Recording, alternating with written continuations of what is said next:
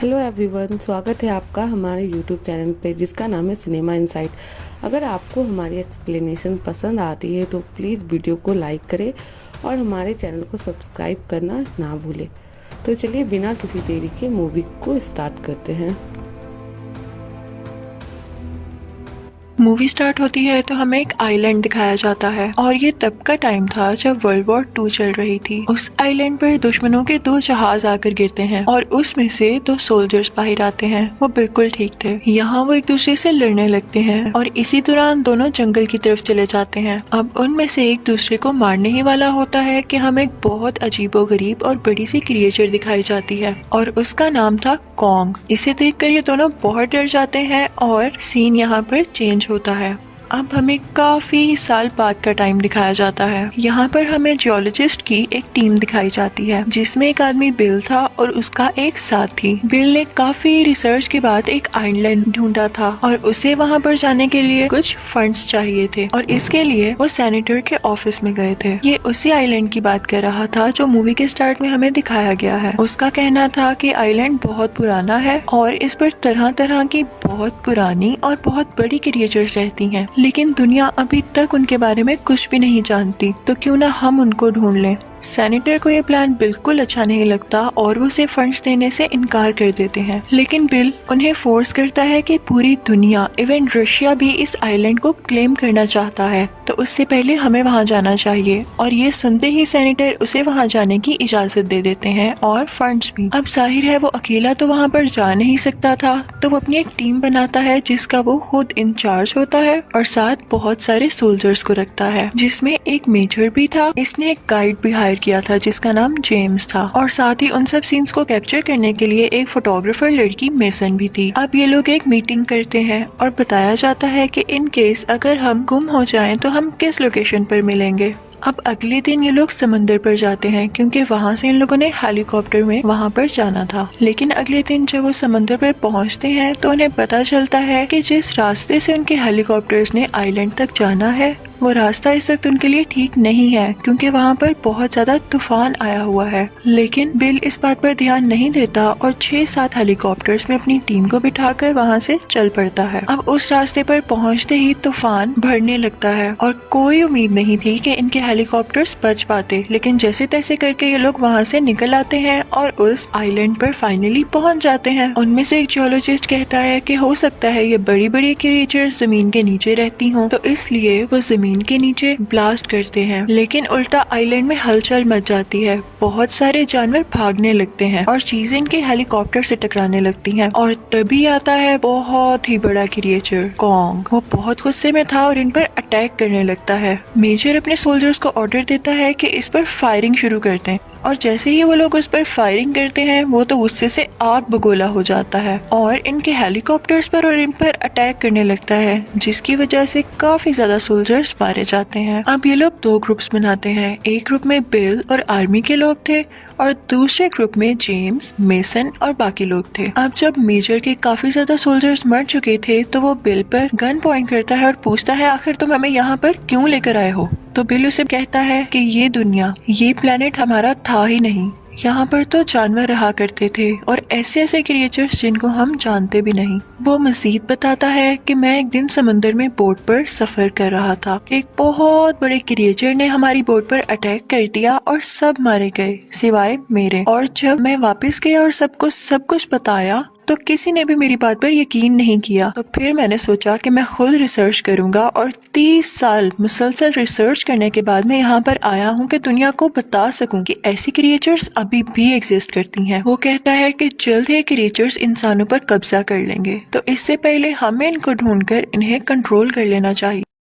अब इनका एक सोल्जर गुम हो गया था, तो मेजर अपनी टीम के साथ उसको ढूंढने के लिए जंगल के अंदर जाता है। लेकिन चलते चलते एक बैम्बू एक सोल्जर के मुंह के अंदर चला जाता है और उसकी पूरी तरह डेथ हो जाती है। जब वो लोग ऊपर देखते हैं तो एक मकड़ी ने बैम्बूस के बीच में अपना घर बनाया होता है। वो काफी खौफनाक मकड़ी थी। वो बाकी सब पर भी अटैक करने लगती है लेकिन मेजर उसे शूट करके मार देता है। ये जंगल अजीबोगरीब क्रिएचर से भरा हुआ था। अब हमें दूसरी तरफ वो सोल्जर दिखाया जाता है जो कि गुमा हुआ था। वो एक नदी के किनारे खड़ा होता है तो उसे कॉन्ग दिखाई देता है। वहाँ पर वो देखता है कि पानी में कॉन्ग पर एक बड़े से ऑक्टोपस ने अटैक कर दिया है, लेकिन कॉन्ग ने उल्टा उसको मारकर खुद को आजाद कर लिया है और अब उसे खाने लगा है। वो सोल्जर वहाँ पर ही होता है और ये सब देखकर काफी डर जाता है। अब दूसरी तरफ हमें जेम्स की टीम दिखाई जाती है जो कि एक जगह पर जा रही होती है तो इन्हें सामने एक बहुत बड़ा क्रिएचर नजर आता है जो कि एक बहुत बड़ा बफेलो था। ये लोग उसे शूट करने से पहले वेट करते हैं कि क्या ये इन्हें कुछ कहता है, लेकिन वो बेचारा बड़ी मासूमियत से वहाँ से उठकर चला जाता है। अब ये लोग कुछ आगे जाते हैं तो इन्हें कुछ जंगली लोग दिखाई देते हैं। उनमें से एक आदमी भी था जो कि इंग्लिश बोल सकता था। इनफैक्ट ये उन्हीं दो सोल्जर्स में से एक सोल्जर था जो हमें मूवी के शुरू में बहुत साल पहले दिखाया गया था। वो इन लोगों को उस कबीले के अंदर ले जाता है और बताता है कि कई साल पहले हम दो सोल्जर्स यहाँ पर फंस गए थे और तब ही से यहाँ पर रह रहे थे,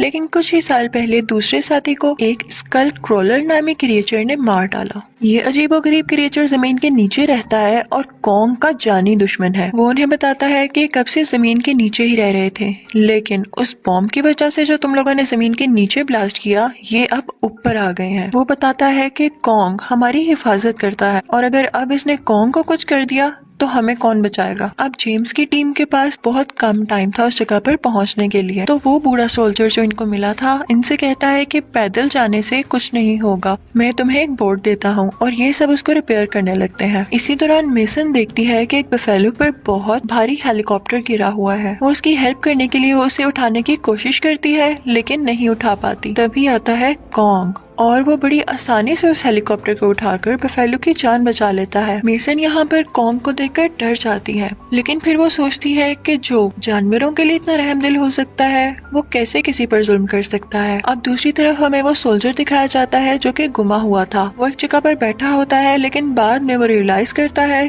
कि ये कोई दरख्त नहीं बल्कि एक क्रिएचर है। जैसे ही वो क्रिएचर खड़ा होता है तो उसे शूट करने लगता है, लेकिन हमें दिखाया जाता है कि वो क्रिएचर किसी से डर के भागने लगता है और जिससे वो भाग रहा था वो कोई और नहीं बल्कि स्कल क्रॉलर था। स्कल क्रॉलर आगे बढ़ता है और उस लॉस्ट सोल्जर को मार देता है। अब हमें दिखाया जाता है कि आर्मी भी आगे जाने के लिए तैयार थी और जेम्स की टीम का भी बोट रेडी हो गया था। अब वो वहाँ कबीले वालों को बाय बोलकर निकल पड़ते हैं और सब काफी खुश थे कि अब वो आइलैंड से जा रहे हैं। इसी दौरान बहुत अजीबोगरीब बर्ड्स आते हैं और उनमें से एक आदमी को उठाकर अपने साथ ले जाते हैं। जेम्स उन पर शूट कर रहा होता है लेकिन देखते ही देखते वो बर्ड्स उस आदमी के टुकड़े कर देते हैं और ये लोग कुछ नहीं कर पाते। फिर बोट के अंदर वापस चले जाते हैं। फिर हम देखते हैं कि मेजर की टीम और जेम्स की टीम एक जगह पर मिल जाते हैं। अब यहाँ पर मेजर को अपने गुमे हुए सोल्जर की फिक्र हो रही थी क्योंकि वो इसका खास आदमी था। वो कहता है कि हमें उसे ढूंढने के लिए वेस्ट में जाना पड़ेगा, लेकिन तभी वो बूढ़ा सोल्जर इनको बताता है कि नहीं, वहाँ जाना बिल्कुल भी सेफ नहीं है और वो हमें मार देगा। लेकिन मेजर किसी की एक नहीं सुनता और जेम्स से कहता है कि मेरे साथ चलो।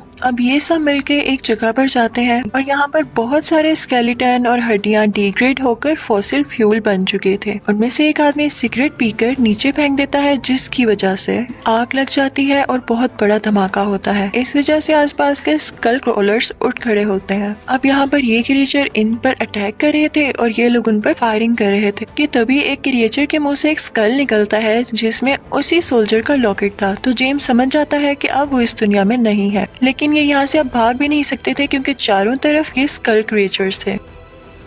अब वहाँ पर ग्रीन कलर की गैस भी फैल चुकी थी और इनके लिए उनको मारना बहुत मुश्किल हो रहा था, लेकिन जैसे तैसे करके अपनी फायर गन से उनको मार ही देते हैं। अब जेम्स मेजर को बताता है कि आपका वो सोल्जर जिंदा नहीं रहा और साथ ही उसे लॉकेट दिखाता है, लेकिन यहाँ पर मेजर तो जैसे गुस्से से पागल हो जाता है और कहता है कि अब मैं कॉन्ग को नहीं छोड़ूंगा। लेकिन सब उसे बताते हैं कि इसमें कॉन्ग का कोई कसूर नहीं है, बल्कि कॉन्ग तो हिफाजत कर रहा है और अगर हमने कॉन्ग को कुछ कर दिया तो स्कल क्रॉलर्स हमें मार डालेंगे। जाएंगे। लेकिन मेजर बहुत जिद्दी था और वो नहीं सुनता। तो जेम्स उससे कहता है कि आप उस तरफ चले जाएं और मैं अपनी टीम को लेकर बोर्ड के पास जाकर आपका वेट करूंगा। और ये लोग फिर से 2 टीम्स में डिवाइड हो जाते हैं। अब हमें दिखाया जाता है कि रात में जेम्स और मेसन एक पहाड़ की चोटी पर बैठे होते हैं कि तभी देखते हैं कि कॉन्ग इनके सामने खड़ा हुआ है। मेसन डरते डरते अपना हाथ आगे बढ़ाती है और कॉन्ग को प्यार करने लगती है। वो आगे से इन्हें कुछ नहीं कहता, तो मेसन को काफी अच्छा लगता है कि ये वाकई अच्छी क्रिएचर है। अब दूसरी तरफ हम देखते हैं कि मेजर और उसके सोल्जर्स ने नदी के किनारे बहुत सारे बॉम्ब्स लगा दिए हैं। जैसे ही वो ब्लास्ट होते हैं तो कॉन्ग वहां पर आ जाता है और उन सोल्जर्स को मारने लगता है क्योंकि ये लोग प्लेनेट को खराब कर रहे थे। लेकिन आग इतनी ज्यादा थी कि वो खुद भी जलने से बेहोश हो जाता है। यहाँ पर मेजर अपने सोल्जर्स को और बॉम्ब ब्लास्ट करने का ऑर्डर देता है, लेकिन तभी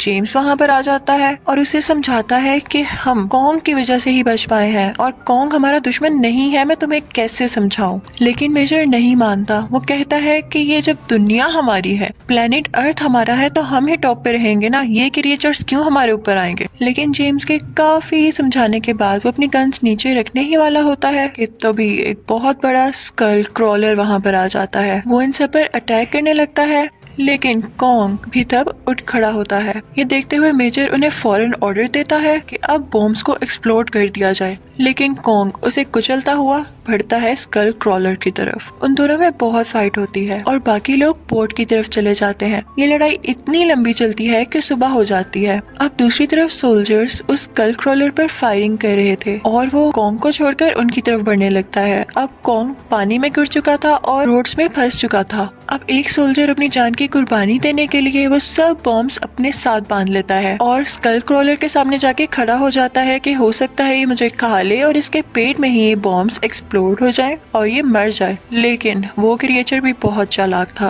वो उसे बहुत जोर से धक्का देता है जिसकी वजह से वो पहाड़ के साथ जाकर लगता है और वहीं पर वो बॉम्ब्स भी एक्सप्लोड हो जाते हैं। अब वो बाकी लोगों की तरफ बढ़ता है उन्हें मारने के लिए, लेकिन तभी कॉन्ग भी उठ खड़ा होता है और उसे जोर से खींचता है। अब मेसन एक पहाड़ की चोटी पर चढ़ के फायर करती है कि हेलीकॉप्टर्स को इशारा दे सके कि हम यहाँ पर हैं, लेकिन वो नदी में ही गिर जाती है। और अब हमें कॉन्ग दिखाया जाता है जो कि पूरी पावर से और बहुत गुस्से में उस क्रिएचर से लड़ रहा था और फाइनली वो उसकी जुबान खींच कर और उसे बहुत मार कर उसे हमेशा के लिए मार देता है। और फिर वो मेसन को पानी से निकालता है और इंसानों के पास छोड़ आता है। अब वो सब लोग यूनाइट हो चुके थे और मिल के वो लोग अपने मुल्क वापस चले जाते हैं। अब आते ही ये कंपनी जो आने वाले क्रिएचर्स को अपने कंट्रोल में रखना चाहती थी, जेम्स और मेसन को भी हायर कर लेती है। और फिर हम देखते हैं कि वो बूढ़ा सोल्जर जो कि 30 साल पहले उस आइलैंड पर आकर गुम हो गया था, वो भी अब वापस आ चुका था और अपनी बीवी और बेटे से मिलता है और बहुत खुश होता है। इसी के साथ मूवी एंड हो जाती है।